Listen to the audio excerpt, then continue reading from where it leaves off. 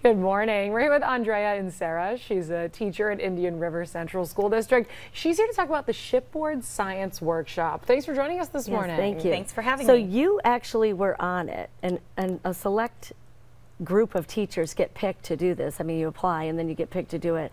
There's one going out this year, but when were you on it? I was on the ship in 2018. Okay, and tell us about your experience. So on the ship, we collect water samples for testing, bring it back to scientists so that they can test it. So organisms and chemicals, PFAS, the cyanobacteria that causes harmful algal blooms, things like that. Wow, and this is all part of the New York Sea Grant. So these teachers are able to go out and learn and then come back and teach a course on this, right? Yes, the whole purpose of the program is to train teachers so that they will know how to develop watershed education, which we need across the state, across the country, across the globe, really. Yes, and especially around here, we're so close to like Lake Ontario, and you know, we have so many waterways so close to us.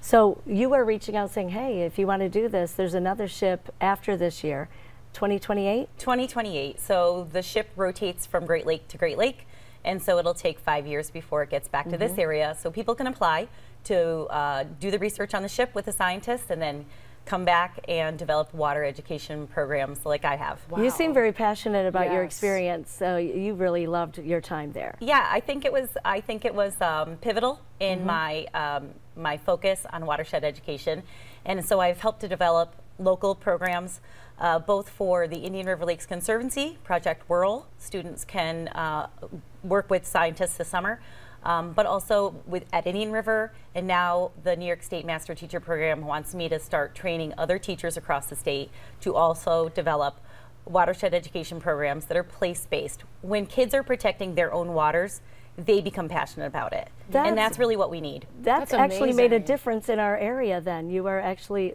and that's one person, so you can imagine they put 15 teachers on here.